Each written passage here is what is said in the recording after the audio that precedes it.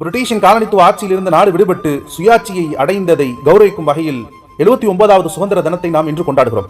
இது நமது சுதந்திர போராட்ட வீரர்களின் தியாகங்களை நினைவு கூறுவதும் ஒற்றுமை மற்றும் பெருமை மற்றும் நாட்டுப்பற்றை பறைசாற்றும் ஒரு நேரமாகும். இந்த இந்திய தேசம் விடுதலை பெறுவதற்காக போராடியவர்களுடைய எண்ணிக்கை, உயிர் நீத்தவர்களுடைய எண்ணிக்கை எண்ணிலடங்காதவை. அதிலும் இஸ்லாமியர்களுடைய பங்களிப்பு அளப்பெரியது. எழுத்தாளர் குஷ்வந்த் சிங் பின்வருமாறு எழுதினார் தன்னுடைய சரிதையிலே: இந்திய விடுதலைக்காக சிறை சென்றவர்களிலும் உயிர் நீத்தவர்களிலும் இஸ்லாமியர்கள் அதிகமாகவே இருந்தனர். அவர்களது மக்கள் தொகை விகிதாச்சாரியத்தை விட விடுதலை போரில் மாண்டோர் எண்ணிக்கையின் விகிதாச்சாரியம் அதிகமாகவே இருந்தது. ஹுப்புல் வத்னி நிஸ்ஃபுல் ஈமானி, தான் இருக்கின்ற மண்ணை நேசிப்பது தான் கொண்ட கொள்கையின், தன்னுடைய ஈமானின், இறை நம்பிக்கையின் பாதி என்று நம்பக்கூடியவர்கள் இஸ்லாமியர்கள். ஒருவர் யாருக்கும் அடிமையாக கூடாது, யாரையும் அடிமைப்படுத்தக்கூடாது என்று அடிமைத்துவம் அது எந்த ரூபத்திலே வந்தாலும் முதல் ஆளாக முதல் வரிசையிலே நின்று போராடுபவர்கள் இஸ்லாமியர்கள். ஏனென்றால் தங்களுடைய உள்ளத்திலே இரண்டு தூண்களாக குடிகொண்டிருக்கக்கூடிய ஒன்று ஈமானியத், இன்னொன்று நாட்டு பட்டயம் வைத்துக் கொண்டு முழு வீச்சிலே இயங்கி உயிர் தியாகம் செய்து பொருளாதாரம் தியாகம் செய்து அனைத்தையும் இந்த நாட்டிற்காக அர்ப்பணித்த இஸ்லாமிய போராட்ட வீரர்கள். எப்படி தெரியுமா? இஸ்லாமியர்களுடைய உயிர் நாடியாக இருக்கக்கூடிய முகமது நபி அவர்கள் கூறுகிறார்கள், சலாசத்துன் அன ஹஸ்முஹும் யௌமல் கியாமா, நாளை மறுமை நாளே மூவருக்கு எதிராக உங்களை படைத்த இறைவனே சாட்சி வழக்காடுவான்.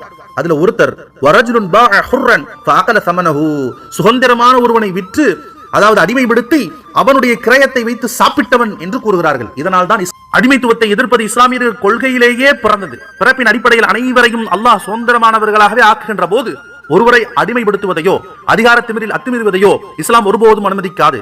இந்திய அரசியல் அமைப்பு சட்டத்தில் அனைத்து குடிமக்களும் சமம், ஈக்குவாலிட்டி பிஃபோர் லா மற்றும் சுதந்திரம், ஃப்ரீடம் ஆஃப் ரிலிஜன் வழங்குகிறது. அரசியல் அமைப்பு சட்டத்தில் 25 28வது பிரிவுகள் என்ன சொல்லுது? 18 வயதுக்கு மேல் அனைவருக்கும் வாக்குரிமை உண்டு. பேசும் சுதந்திரம், கருத்து சுதந்திரம், சங்கம் அமைக்கும் சுதந்திரம், சுதந்திரமாக பயணிக்கும் உரிமை, இந்தியாவில் எங்கும் செல்லலாம், சொத்து சம்பாதிக்கலாம், எந்த மாநிலத்தையும் வாழலாம், தொழில் செய்யலாம், எந்த தொழிலையும் செய்வதற்கான சுதந்திரம், குடியுரிமை சுதந்திரம், மத சுதந்திரம், பொது ஒழுங்கு, நல்வாழ்வு நெறிமுறை பேணப்படும், கலாச்சாரம், கல்வி சுதந்திரம், தன்மொழி, எழுத்து, கலாச்சார பாதுகாப்பதற்கான உரிமை, சிறுபான்மை மக்களுக்கான கல்வி நிறுவனங்கள் இங்கே தொடங்கலாம், தனிப்பட்ட பாதுகாப்பு சுதந்திரங்கள், அடிமைத்தனம், கட்டாய உழைப்பு, குழந்தைகளை வேலை வாங்குவது, இது எத்தனையும் சட்டவிரோதம் என்றும் இவை அத்தனையும் இந்திய அரசியல் அமைப்பு சட்டம் இன்று சிறுபான்மையர்களுக்கு கொடுத்திருக்கிறது. இதற்கு அப்படியே நேர்மாறாக சுதந்திரம் என்ற சொல்லின் எதிர்ப்பதமாக சர்வாதிகாரம், கொடுங்கோன்மை, அடக்குமுறை, அடிமைப்படுத்துதல், ஆக்கிரமிப்பு, சுரண்டல், மனித நலன்களுக்கு குந்தகம் ஏற்படுத்தும் விதமாக நடந்து கொள்ளுதல், அளவுக்கு மீறிய கட்டுப்பாடுகளை, தடைகளை விதித்தல், பொறுப்பற்ற தன்மை, செயலற்ற நிலை, ஒழுங்கற்ற முறைகள் போன்றவைகளை அனைத்தையும் குறிப்பிடலாம். ஒவ்வொரு இஸ்லாமியர்களும் இந்த நாட்டிலே இந்த விஷயங்களை ஒவ்வொரு நாளும் சந்தித்துக் கொண்டிருக்கிறார்கள். இஸ்லாமியர்களுடைய அடையாளங்கள், பள்ளிவாசல்கள், தர்காக்கள் ஆக்கிரமிக்கப்படுகிறது, இடிக்கப்படுகிறது.